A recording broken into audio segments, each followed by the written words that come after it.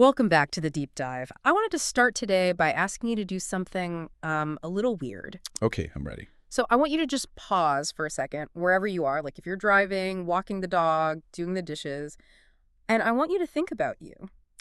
That is a pretty massive request for Tuesday. It is, yeah. But I mean, really think about that little voice in your head, the captain of your ship, Right. the thing that feels hope, the thing that decides to order the burger instead of the salad, the thing that fell in love.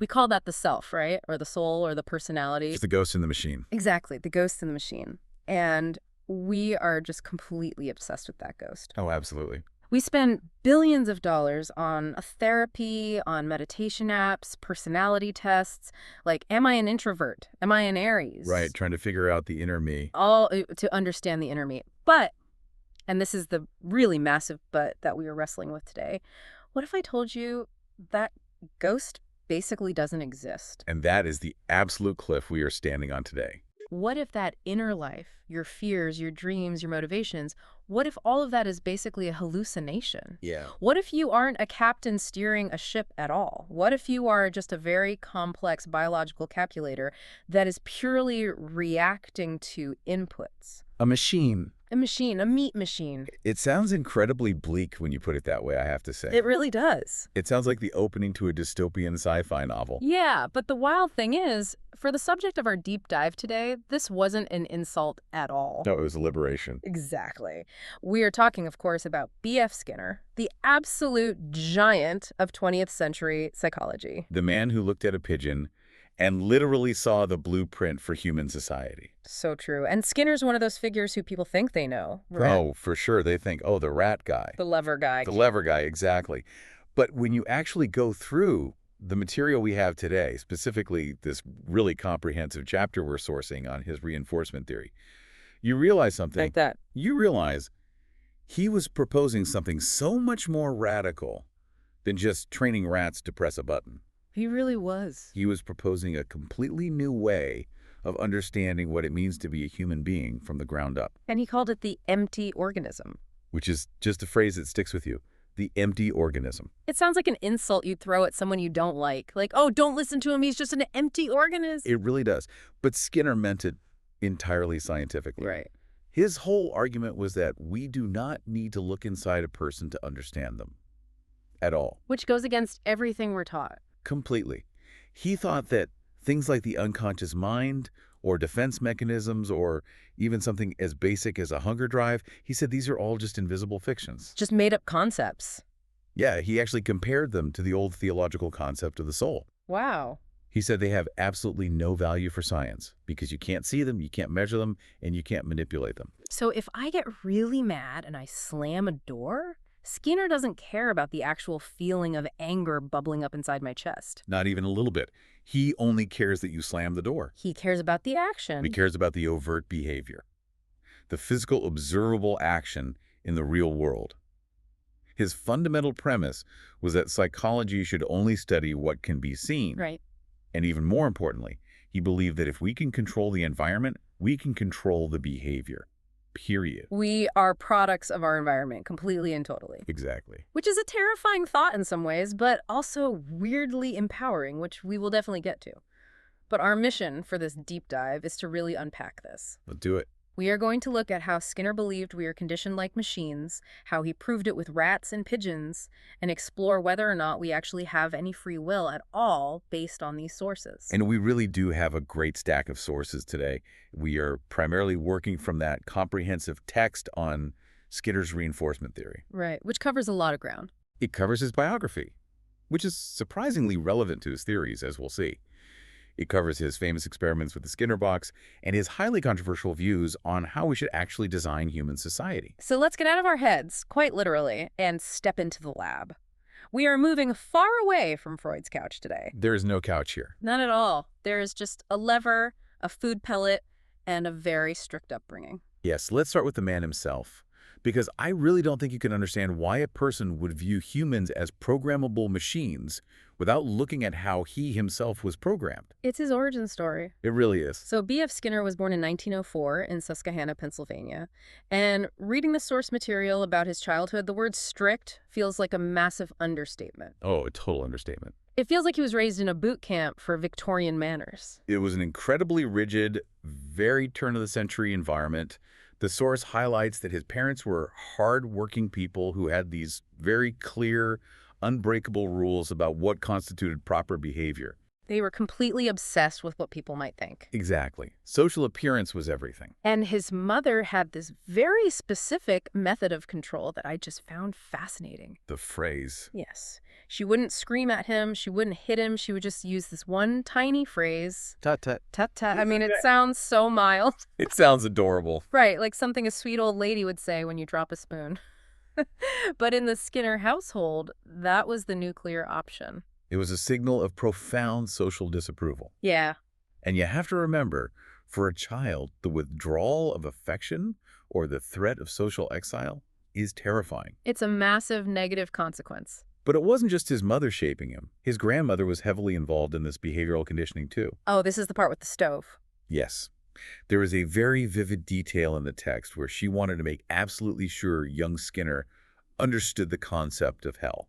And this wasn't just the bedtime story, like, be a good boy or you'll go to the bad place. This was a full-on practical demonstration. Right. She physically took him into the parlor where they had this coal stove. Okay. And she pointed to the red-hot coals glowing inside the stove and basically told him that is what hell is like. She's giving him visual aids for eternal damnation. That is intense. Very intense.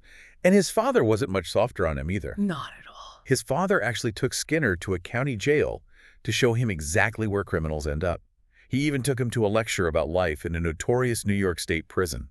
So just think about the inputs young Skinner is receiving here. It's all warnings. It's constant warnings. If you do X, the consequence is social disapproval, the tut-tut. If you do Y, the consequence is literal jail time. If you do Z, the consequence is burning in hot coals forever. Right, it's all consequences. It's all entirely external to him. And the fascinating thing is that Skinner himself later analyzed his own life through this exact lens, didn't he? He did. He didn't look back as an adult and say, well, I was a good boy because I had a pure heart and a strong moral compass. No, not at all. He said, I was taught to fear God, the police, and what people will think. Wow. He viewed his entire adult behavior as a direct product of those early reinforcements and punishments. Which makes perfect sense when you look at his later theories. Exactly. The source even mentions that as an adult, when he was completely secular and an atheist, he would visit a cathedral and instinctively avoid stepping on the gravestones set into the floor. Not because he was worried about ghosts or disrespecting spirits. Right, but simply because he had been told it wasn't proper when he was a child. The programming just stuck. The machine was executing a do not step on gravestone command. Precisely. It's so interesting that he viewed himself that way, not as a person making a conscious choice to be respectful, but just as a system reacting to old code. Yes, but we should also note he wasn't just a passive rule follower. He was also a tinkerer. The source mentions he was constantly building things. He was a mechanic at heart. He built wagons, he built carousels, model airplanes. And the potato cannon? Yes, he built a steam cannon that literally shot potato plugs over his neighbors' houses. Which is just an amazing image. The future father of highly controlled behavioral psychology just launching root vegetables at the neighbors. It's a great visual, but it shows his mindset from an early age. He liked systems. He liked mechanisms. He tried to build a perpetual motion machine, which obviously didn't work, but he was always trying to figure out how things worked. How X causes Y. Exactly. Yeah. He wanted to see the gears turning. But before he committed his life to science, before he became the rat guy we all know, he had this massive detour. The dark year. The dark year. And this is the part of the story that I think really makes him human, even if he himself didn't want to focus on that humanity. He wanted to be a novelist. He really did. And this phase is absolutely essential to understanding why he later turned so aggressively against the concept of the self. Right, so set the scene for us. So in 1926, he graduates from Hamilton College. He'd majored in English. His grand plan was to be a writer. The next great American novelist. That was the goal. So he moves back in with his parents in Scranton, and he builds this study for himself in their attic. The classic tortured artist setup, the garret, the solitude. Exactly. He was going to sit there and produce genius. So he sat there, pen in hand, just waiting for inspiration to strike. He was waiting for that inner self to speak to him. And what happened? And nothing happened. The dreaded writer's block. But it was so much worse than just writer's block. The source describes it as a total collapse of identity. He called it his dark year. Man. He read books, he listened to the radio, he built little ship models to pass the time, but the writing just would not come. He felt like a complete failure. He's 22 years old, living with his strict parents, just totally failing at his dream. He even considered seeing a psychiatrist at one point. But his dad stepped in, right? Yeah, his father, practical as ever, said that would just be a waste of money. Ouch. But here's the major pivot point in his life. Yeah. This is the moment where B.F. Skinner, the writer, dies, and B.F. Skinner, the behaviorist, is born. This is the turning point. Because most people, if they fail at writing, they think, maybe I'm just not a good writer, or maybe I need to practice more. Right. You blame your own skill level. Skinner didn't do that. He decided that literature itself had failed him. That is such a bold takeaway. Isn't it?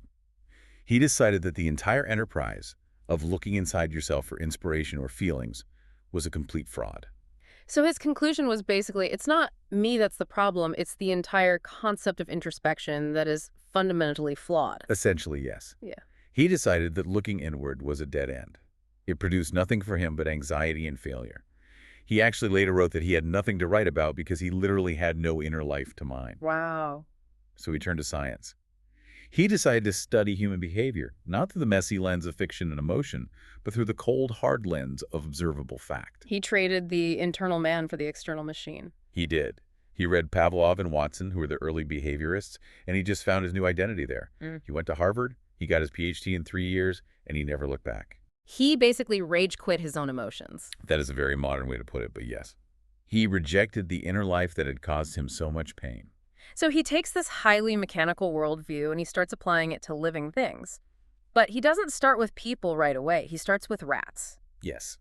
And to understand his work with the rats, the source material makes a really big deal about the difference between two types of behavior, respondent versus operant behavior. This distinction is the absolute bedrock of his entire theory. And people confuse them all the time, so let's clarify it. Please do. So, respondent behavior is the Pavlov stuff. The dog and the bell. Right. Respondent behavior is reflexive. It is strictly elicited by a specific stimulus. Think of it as the hardware that comes pre-installed on the biological machine. Okay. You tap a knee with a hammer, the leg jerks, you shine a bright light in an eye, the pupil contracts, you cut an onion, you cry. Okay, so I don't decide to cry at the onion, it just happens automatically. I am just a passenger in my own body for that specific moment. Exactly. The stimulus forces the response. You have no say in it. Got it. But Skinner looked at that and said, okay, that's fine, but that explains maybe 5% of what animals and humans actually do all day. Right, because I'm not just walking around jerking my knee and crying at onions. Exactly. When you drove to the studio today, you didn't do it because someone tapped your knee with a hammer. You didn't do it because it's an automatic reflex. No, I chose to come here. Or, well, based on today's topic, it at least felt like I chose to come here. Right. Skinner called this operant behavior. Yeah. Operant, meaning the behavior literally operates on the environment. Okay. It is behavior that is emitted spontaneously by the organism. The organism acts on the world, and then the world reacts back. So I poke the world to see if it pokes me back. Perfectly put. You poke the world, and the reaction you get, the consequence of that poke, completely determines whether you will ever poke it again. Okay, I follow. And to study this scientifically, he needed a highly controlled environment. He needed a place where he could control every single consequence, every single poke. Enter the famous Skinner box. The operant conditioning apparatus, as he called it. The Skinner box is definitely catchier. It is. So picture a small, very simple cage. It is soundproof, it's lightproof. Inside, there is a lever or a bar on the wall and a little food truck below it. And inside the box, there is a rat. A very hungry rat, I assume? A food-deprived rat, yes. Motivation is key here. Naturally. So you put the rat in the box. At first, the rat is just being a normal rat. It's sniffing the corners, it's standing up on its hind legs, grooming its whiskers. It is emitting random operant behaviors. It has no idea what the lever is or what it does. None at all. It's just exploring its new world. Right. But eventually, in all that random movement, it accidentally bumps the lever. You click. And immediately a food pellet drops into the tray. Exactly. The reward. The reinforcement. That is the magic word here. Reinforcement. The environment has now changed. The rat eats the pellet. Now, it might go back to sniffing the corners for a little bit, but eventually it wanders back and hits the lever again. Click, pellet. And the rat has an aha moment, like, oh, I get it now. Well, Skinner would absolutely refuse to call it an aha moment. Because that implies thinking. Exactly. That applies in inner life. Hmm. Skinner would simply observe that the frequency of the behavior changes. The observable data. Right. The rat starts pressing the lever more often. And pretty soon, the rat isn't sniffing the corners anymore at all. It is just standing there, smashing that lever like a gamer. Because the consequence controlled the behavior. Yes. If you control the reinforcer, which is the food in this case, you control the subject. Skinner argued that this exact mechanism is how humans learn everything. Everything. Everything. We try things out. If the world rewards us, we do those things again. If the world punishes us, we stop doing them. To Skinner, we are basically just big rats in a very big box. Which brings us perfectly to the actual tools of control in this system. We have reinforcement and we have punishment. And I feel like people mix these definitions up all the time in casual conversation. I know I certainly do. Oh, they do. It is probably the most common mistake people make in Psychology 101. So let's break it down definitively based on the source material. Yes, let's clear it up. In Skinner's terms, reinforcement always means you are increasing a behavior. You want a behavior to happen more often. You reinforce it. Okay. Reinforcement equals more of the behavior. Okay. And there are two flavors of this, right? Positive and negative. Right. Positive reinforcement is the easy one to grasp. You add something good. The rat presses the bar. You add food. A child cleans their messy room. You give them a gold star or $5. Mm-hmm. You're adding a pleasant reward to strengthen the behavior. Simple enough. Now, negative reinforcement. This is the tricky one. Because people hear negative and they think punishment. Exactly. And it is not punishment. Skinner would be rolling in his grave right now if you called it punishment. Okay, so what is it? Negative reinforcement is still fundamentally about strengthening a behavior. You still want the behavior to increase, but you do it by taking away something bad. Negative as in subtraction, like math. Yes.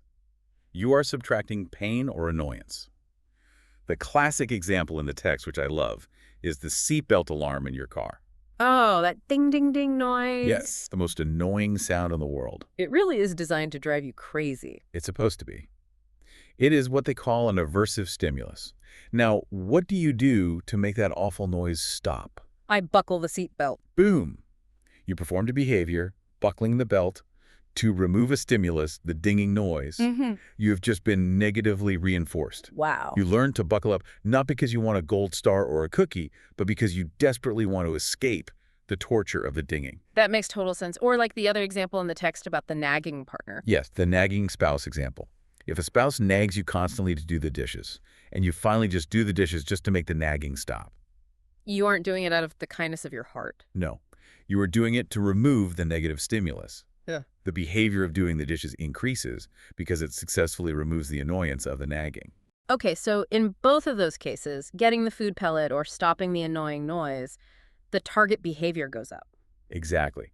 Now, punishment is the exact opposite of reinforcement. Okay. Punishment is used specifically to stop or decrease a behavior. You want the behavior to go away.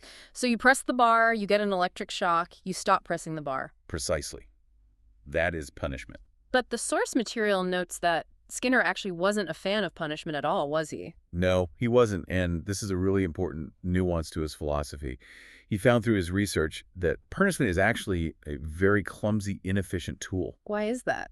It seems like it would work fast. It does work immediately. If you shock the rat, it stops pressing the lever right then and there. But Skinner found it creates terrible side effects. It causes fear in the subject. It causes aggression. It causes severe apathy. It messes up the organism. It does. And the text points out that the behavior often just comes right back the second the punishment dies or the threat is removed. Like speeding? If the police car drives away, you just hit the gas and start speeding again. Exactly. Punishment doesn't actually teach you what to do. It only teaches you what not to do. And usually only when the punisher is standing right there watching you. So Skinner thought there was a better way. He firmly believed that positive reinforcement was infinitely more effective for actually shaping society long term. You catch more flies with honey, essentially. Exactly. Just reward the good behavior and the bad behavior will naturally drop away. So we have the basic mechanism down now. Action, consequence, repeat. But here's where it gets really interesting to me, reading through this. Where's that? Well, honestly, this is the part of the text that feels like it explains my entire modern life.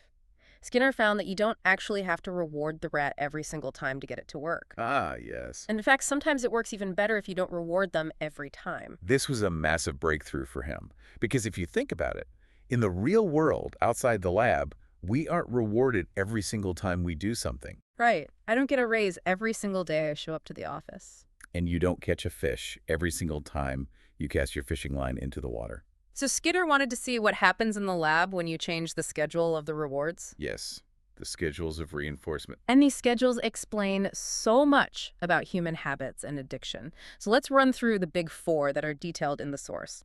First up is the fixed interval schedule. Okay, so fixed interval is based purely on time.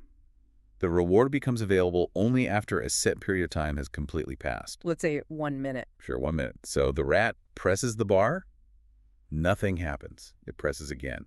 Nothing. It can press that lever 100 times, but it will not get a single food pellet until that 1 minute mark is reached. And what does the rat do when it figures that out? The rat is smart, or rather, the behavior naturally becomes very efficient. The rat learns the timing, so it stops pressing the lever completely right after it gets a reward, because it knows no food is coming for a while. It takes a break. Right. And then, as the 1 minute mark starts to approach, it starts pressing frantically again. The text compares this to getting a weekly paycheck. It's the exact same mechanism. Or think about studying for a college test. If you know you have a spelling test every single Friday, do you study hard on Monday? Probably not. Definitely not. No, you study on Thursday night. The behavior, which is studying, spikes right before the reinforcement, which is the good grade. If you look at a graph of this behavior, it produces this very distinct scallop shape, a big lull and then a sharp spike. Okay, that makes sense. Next schedule is the fixed ratio. So this one isn't about time at all. It's about effort. Yes. The reward comes only after a very specific number of actions. So press the bar exactly 20 times, get 1 pellet. This sounds like piece rate work or commission sales jobs. Exactly like that. If you know you get paid a bonus for every 10 widgets you assemble on the factory line, or for every 5 cars you sell on the lot, you are going to work really fast. You want to hit that number. You get a very high, steady response rate. You want to get to that magic number as quickly as possible so you get paid. But, Skinner noted, if the number required is too high, the organism can just get exhausted and give up. Okay, but those two are the predictable ones. The variable schedules are where the real mind games start happening. Yes, the variable schedules are fascinating. So variable interval is where the time required changes randomly. Okay, so maybe the pellet comes after 10 minutes, then 2 minutes, then an hour. Right. The fishing example is perfect here. Yeah, explain the fishing connection. You cast your line into the lake. Yeah. You have absolutely no idea when the fish will bite. It could be right now, it could be in 20 minutes, it could be 2 hours. So what do you do? Because you don't know when the reward is coming, you just keep fishing. You maintain a very steady, moderate pace of behavior. You don't give up entirely, but you don't burn yourself out either. You just keep checking the line. But the king of all these schedules, the one that the source highlights as the reason I literally cannot put my smartphone down at night, is the variable ratio. The variable ratio schedule. This is without a doubt the most powerful tool in the entire behaviorist toolkit. It is the dark magic of psychology. How exactly does it work in the box? Okay, so the reward comes after an average number of responses, but that number varies wildly from trial to trial. Okay. So maybe the rat presses the lever once and gets a pellet, jackpot. But then it has to press the lever 50 times to get the next one. Wow. Then maybe 5 times. Then maybe 200 times. So the rat has absolutely no way of predicting which press is going to be the winner. None. The next press could always be the one. And because the next press could be the one that pays off, the rat basically never stops pressing the lever. It just keeps going. The graph of their behavior goes almost vertical. They will press that lever until they literally collapse from physical exhaustion. It creates an incredibly high, persistent rate of response that is extremely difficult to extinguish. And this is exactly how gambling works. It is the exact, precise psychological mechanism of a slot machine in Vegas. You put a coin in, pull the lever, nothing. You do it again, nothing. Again, ding, ding, ding, a small win. Just enough to keep you hooked. Right. The machine is mathematically programmed on a variable ratio schedule to keep you sitting in that chair, pulling that lever, until you are completely out of money. The uncertainty itself is a hook. It's kind of scary how simple our brains are when you break it down like that. Like we sit there thinking we are feeling lucky today, but really we are just rats on a variable ratio schedule. We really are. And this explains so much of modern technology, too. Think about your smartphone. Oh boy. Why do you constantly pull it out and check it, even when it hasn't buzzed or beeped? And I'm bored. But why checking the phone specifically? Because sometimes there is something rewarding there. Right. You open a social media app, Uh, you swipe, it's a boring ad. You swipe, it's a boring post from an uncle. You swipe, boom, a hilarious video. Or you see someone like your photo. it's a dopamine hit. Exactly. Yeah. That variable reward keeps your thumb moving. If every single post on your feed was amazing, you might actually get satisfied and put the phone down. But the hunt for the good post is what keeps you scrolling for hours. We are just doom scrolling for digital pellets. We are. And the engineers in Silicon Valley know this intimately. They designed these apps specifically to mimic the variable ratio schedule. They're essentially building Skinner boxes that we carry around in our pockets. That is deeply depressing to think about. It is a bit grim. But let's pivot to something slightly funnier from the source. Because Skinner didn't just study how to make us addicted to things, he also studied how to teach complex new behaviors. Right. Because if you just put a rat in a box and wait for it to do something highly complex, like, say, play a tiny game of basketball, Yeah, you will be waiting forever. it's never going to randomly emit that behavior. No, the odds are astronomical. So Skinner developed a technique called shaping. Also known as successive approximation. Yes. It is basically the scientific version of the game hot and cold. How so? Let's say you want to teach a pigeon to peck a very specific small black dot painted on the wall of the box. Okay, a very specific action. If you just wait for the pigeon to randomly walk over and peck that exact dot, it'll never happen. So you start by reinforcing the very first tiny step in the right direction. Okay. The pigeon happens to just look in the general direction of the wall with the dot. Click. You drop a pellet. So the pigeon thinks, well, the behavior registers as, hey, looking to the left pays off. Exactly. So it looks left again. Pellet. Mm-hmm. Now, you raise the criteria. Rewarding just looking. You make it harder. Right. The pigeon gets a little frustrated because looking isn't working anymore. It starts moving around a bit. It takes one step toward the wall with the dot. Click. Pellet. Ah, so now it knows it has to actually move toward it. Yes. So you keep raising the bar, step by tiny step. Look at the dot reward. Move to the dot reward. Raise your head up toward the dot reward. Touch the wall near the dot reward. Until finally, it pecks the exact dot. Successive approximations. Skinner actually claimed he could take a naive pigeon and teach it to peck a specific spot in under 3 minutes using this shaping method. He famously taught pigeons to play miniature ping pong. He taught them to bowl. Which is incredible, but the source material mentions he didn't just do this to pigeons, he did this to people too. He did. There is this anecdote about Erich Fromm in the chapter that literally made me laugh out loud. Oh, the Fromm story is classic Skinner. It perfectly illustrates his personality. So Erich Fromm was a very famous psychoanalyst at the time. He was very much into the inner man, the human soul, the deep unconscious drives. Basically everything Skinner absolutely hated. He was the philosophical enemy. So they were at some academic gathering or lecture together, and Skinner got really annoyed because Fromm was up there just rambling on and on about the human scale. Or he's bored out of his mind. He was incredibly bored. So he decided right then and there to use Fromm as a live lab rat. He's going to train the unsuspecting philosopher. Yes. He passed a little note to a colleague sitting next to him that basically said, "Watch Fromm's left hand. I am going to shape a chopping motion." That is so arrogant and hilarious. So Fromm was a very animated speaker. He waved his hands around a lot when he talked. Skinner started employing shaping.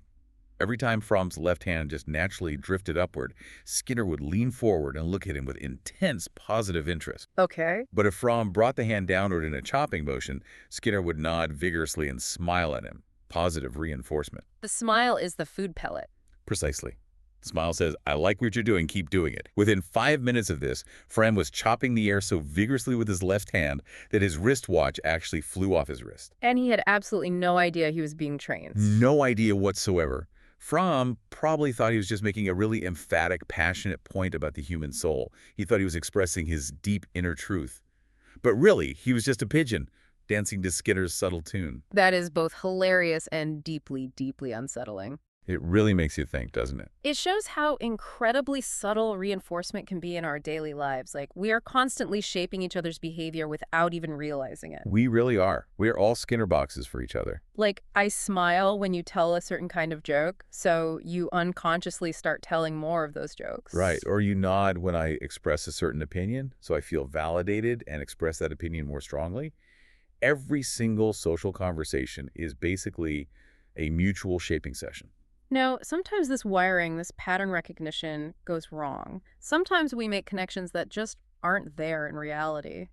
The text spends some time talking about superstitious behavior. Yes, this is one of my absolute favorite Skinner experiments because it explains so much about human irrationality and weird habits. Cut it up for us. So he put a group of pigeons into the boxes, but this time he completely removed the lever. He set the feeder mechanism to just drop a food pellet every 15 seconds on a timer. Totally random. Totally random. You dropped food no matter what the pigeon was doing. So there was no requirement at all, just free food. Living the dream, right. Yeah. But the pigeons didn't just sit there peacefully and wait for the food. They developed these incredibly bizarre, elaborate rituals. What kind of rituals? Well, one pigeon started turning around in counterclockwise circles constantly. Another one kept thrusting its head into one specific corner of the cage. Another one developed this weird pendulum motion with its head just swinging it back and forth. Why in the world would they do that if the food was free? Because of coincidence. By sheer chance, the pigeon happened to be doing that specific motion the very first time the food pellet randomly dropped. Oh. So the pigeon happens to turn its head to the left and click, food drops. Ah. The pigeon's rudimentary brain immediately says, aha. Turning my head left causes food to appear. So it does it again. It turns its head left again. And because the timer is set to 15 seconds, eventually it's going to hit while the pigeon is turning its head again. The false belief is reinforced. It is a totally false cause and effect. It is the literal definition of superstition. And Skinner pointed out that humans do this exact same thing constantly. Oh, absolutely. The source text brings up baseball players as a prime example of this. Yes.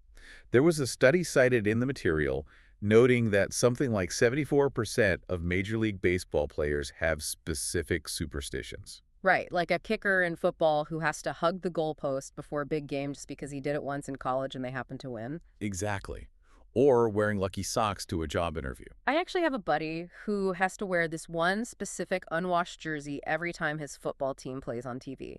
If they lose the game, he genuinely blames himself for wearing the wrong shirt earlier in the week or washing it wrong. That is operant conditioning gone totally wrong. Yeah, he genuinely believes his choice of a cotton blend shirt in his living room influenced the outcome of a football game 1,000 miles away. He was wearing this shirt once when his team won a big game, and his brain just locked in the pattern. Skinner argued that a vast majority of our cultural rituals, things like rain dances, lucky charms, even some of our personal anxieties, they're just glorified pigeon dances. We are just pattern-seeking machines. We are, and sometimes we see meaningful patterns where there are only random coincidences. So let's take stock here of where we are. According to Skinner, we are easily manipulated by variable reward schedules. We see patterns that aren't real. We are entirely driven by external consequences. It really does beg the ultimate question of the episode. Do we have a self at all? Yeah. If I am just a bundle of conditioned reflexes and shaped behaviors, where is me? Skinner would say that the self, as you conceive of it, is just a collection of operant behaviors. It is a repertoire of habits that you have learned over your lifetime. That's all I am, a repertoire. You are the sum total of your reinforcement history. But, and this is a really important caveat in his theory, he didn't say we are completely helpless victims of the world. He didn't. No. He actually believed very strongly in self-control. But how does that work if I'm an empty organism, a meat machine, who is doing the controlling? That feels like a massive paradox. It does feel like a paradox. But Skinner's answer was quite clever. He said that we can control ourselves by consciously controlling our environment. Okay, I think I see. We can't just will ourselves to be a better person, because willpower is an internal fiction to him. But we can manipulate the external variables that we know manipulate us. Okay, the source material actually lists 4 specific techniques for this kind of behavioral self-control. Let's run through them, because this is actually really practical advice for everyday life. First step is stimulus avoidance. This one is very straightforward. What? If a specific stimulus consistently causes a behavior that you don't like, You just remove the stimulus. Right. So if your college roommate is super noisy and it always stops you from studying, you don't just sit there at your desk and try to focus harder using willpower. Because willpower fails. It fails. Instead, you physically leave the room. You go to the quiet library. You completely remove the noisy roommate variable from your environment. Or like, if you know you eat too many cookies at night, you just don't buy the cookies at the grocery store. Exactly. Don't rely on your inner strength. Rely on an empty kitchen cupboard. If the stimulus, the cookie, isn't there, the bad behavior, eating it, literally cannot happen. Simple but effective. Okay, second technique. Self-administered satiation. Now this one sounds pretty unpleasant. It is highly unpleasant. It's the idea of intentionally overdoing a bad habit until you are absolutely sick of it. So making the reward gross. Right. The text uses the classic example of smokers who want to quit. They will force themselves to chain smoke pack after pack until they're physically so nauseous that the very smell of cigarette smoke becomes aversive. You essentially turn the positive reinforcement into a harsh punishment. Exactly. You recondition yourself. Okay, third technique. Aversive stimulation. This is when you deliberately set up a punishment for yourself in advance. The modern example the text gives is announcing your weight loss goals publicly on Facebook or to all your friends. Oh, I've seen people do that. Right. By doing that, you are creating a situation where if you fail to lose the weight, you will face the very real punishment of public embarrassment and social failure. You are creating a negative consequence for yourself to keep your future self in line. And finally, the fourth technique. Self-reinforcement. This is just treating yourself. You make a contract with yourself. If I finish writing this boring report by Friday, I will buy myself those expensive concert tickets. So in this scenario, you become both the experimenter and the rat in the box. Yes, you set up the contingency contract with yourself. So even if we are fundamentally just machines, we can at least be the architects of our own Skinner boxes. Yes, that's exactly how he viewed it. And Skinner believed we shouldn't just be doing this on a personal level. He believed we should be doing this on a massive societal level. He wanted to design culture. He didn't just want to train rats in a lab. He wanted to fix the entire world. He actually wrote a novel called Walden 2. I've heard of that. It's about a utopian community that is run entirely on the principles of positive reinforcement. So a whole world without punishment. A world with absolutely no punishment, no prisons, no jealousy, no social strife, just perfectly engineered human happiness through carefully managed reward schedules. And while Walden 2 was just a fiction book, the actual application of these ideas was very real. The source text spends a lot of time on the token economy. Yes, the token economy is a very powerful, real-world application of Skinner's theories. The source describes a famous experiment done in a psychiatric ward. And these were patients who were considered really far gone, right? Yes. Yeah. It was a ward for female psychotic patients who were essentially considered hopeless cases by the medical establishment. Traditional talk therapy and psychoanalysis had completely given up on them. They were just warehoused there. Basically. They wouldn't dress themselves, they wouldn't shower, they wouldn't interact with staff or each other. They would just sit staring at the walls all day. So the behavior psychologists came in and turned the entire ward into a giant Skinner box. They introduced tokens, physical little plastic tokens, and they set up contingencies. If a patient brushed their teeth in the morning, they received a token. If they made their bed, they got another token. If they took a shift working in the hospital laundry, they got 10 tokens. Exactly. And these tokens weren't just useless plastic. They could be traded in at a ward store for actual rewards. Like currency. Yes, they were an economy. The tokens bought candy, cigarettes, extra privacy, or the privilege of taking a walk outside in the courtyard. And the results were pretty dramatic, weren't they? Unbelievably dramatic. The text says these helpless, catatonic patients almost immediately started grooming themselves again. They started socializing to earn tokens. They started taking on jobs in the ward. The entire atmosphere of the ward transformed. Because the consequences of their actions changed. It proved to Skinner's followers that even in cases of severe, deep-rooted mental illness, the external environment absolutely matters. If you change the contingencies, you change the human. But as always in psychology, there is a catch. There is always a catch. And the catch here is a concept called extinction. Right. Extinction is what happens when the reinforcement stops.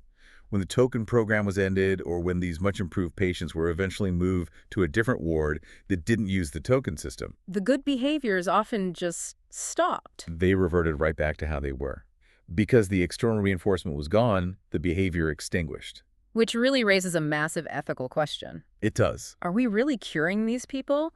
Or are we just renting their good behavior with candy and cigarettes? Exactly. Are we treating the actual human being, or are we just managing the outward behavior? It feels a little dehumanizing, honestly. It feels like we're just training a dog to sit. You treat people like programmable robots, and sure, they act correctly. But are they actually happy inside? Does Skinner even care if they are happy inside? Well, Skinner would argue that if they are up, brushing their teeth and socializing with others, they are objectively better off than they were when they were just sitting in a chair all day. True. He defined happiness almost entirely as a byproduct of positive reinforcement. If you are consistently getting what you want from your environment, you feel happy. But you are hitting on the absolute main critique of Skinner's whole worldview. The critique that he just ignores the human part of being a human. Yes.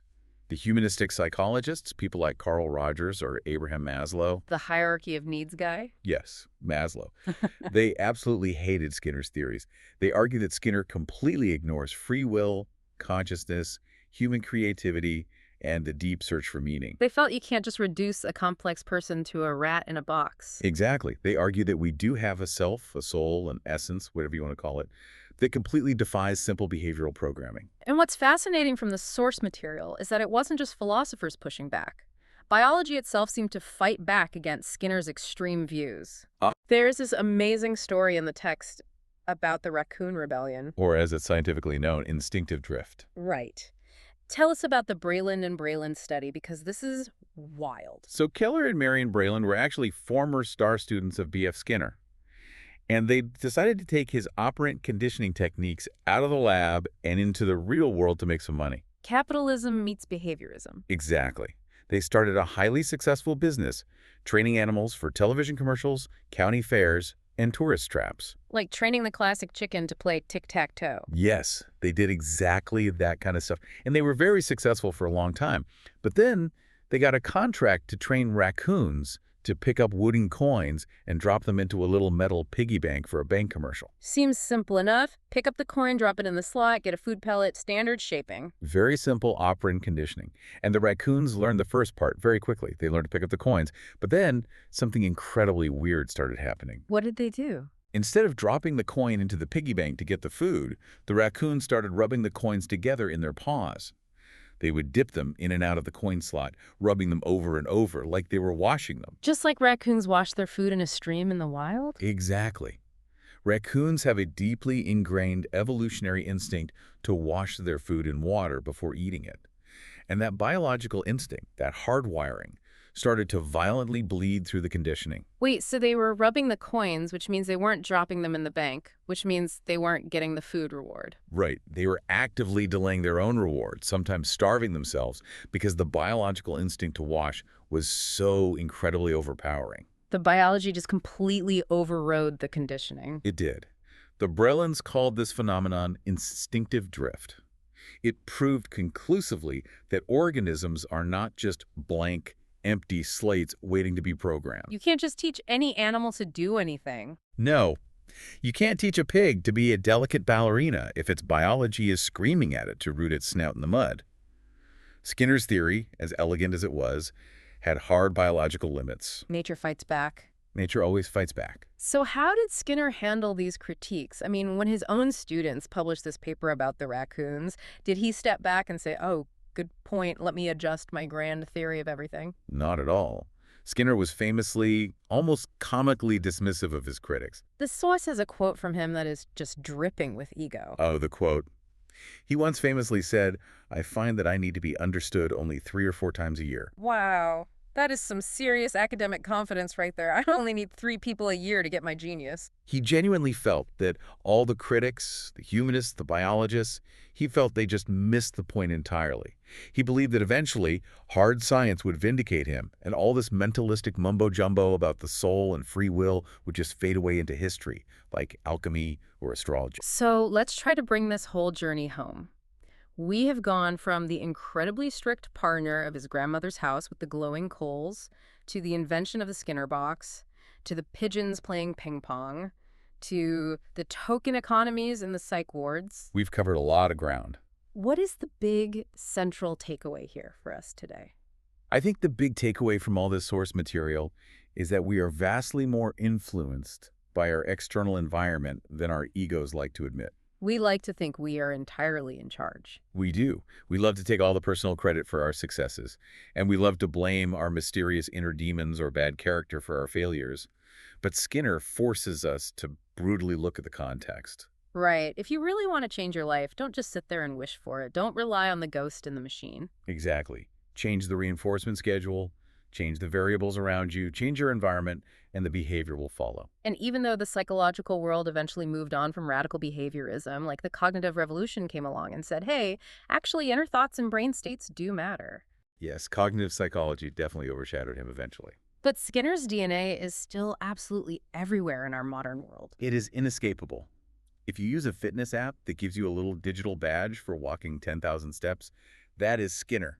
If you get a performance bonus at work for hitting a quota, that's Skinner. If you put a misbehaving child in a timeout, which is specifically removing them from positive reinforcement, that is Skinner.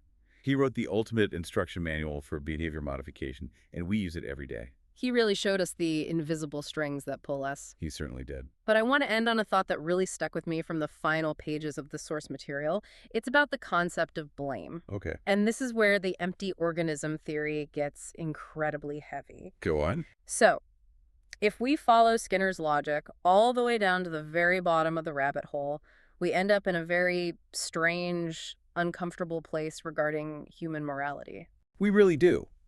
Because if there truly is no free will, if I am literally just the mathematical sum of my lifelong reinforcement history, then I can't logically be praised for my good deeds. Because you didn't really choose to do them. Right, but it also means I absolutely cannot be blamed for my bad deeds. The text uses this really profound analogy of a car.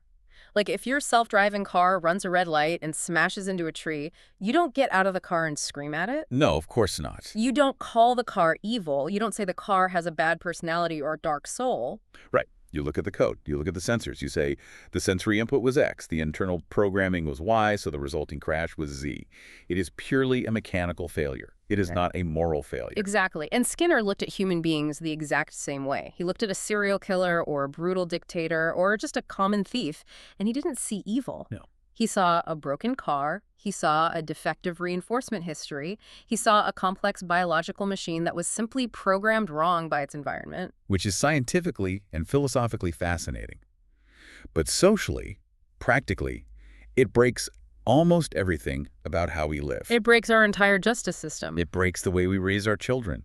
It breaks the very concept of how we forgive each other when we get hurt. It really does. Because if I fundamentally cannot blame you for hurting me because you had no choice, then I also can't ever truly forgive you. I can only try to reprogram you. And that, I think, is the final, lingering, haunting question of B.F. Skinner's life and work. He offered us a vision of a world that could be perfectly efficient, perfectly peaceful, and perfectly controlled. But the price of admission to that utopia was our soul. He offered us a world where we could practically solve every social problem we have, as long as we were willing to admit that we were just machines. And I'm still just not sure if that is a price I'm willing to pay. It's a world totally without guilt, which sounds nice, but it's also a world totally without credit or individual triumph. That is definitely something to chew on the next time you find yourself mindlessly pressing the glass lever on your phone, just waiting for your next digital food pellet. Thanks for listening to The Deep Dive. See you next time.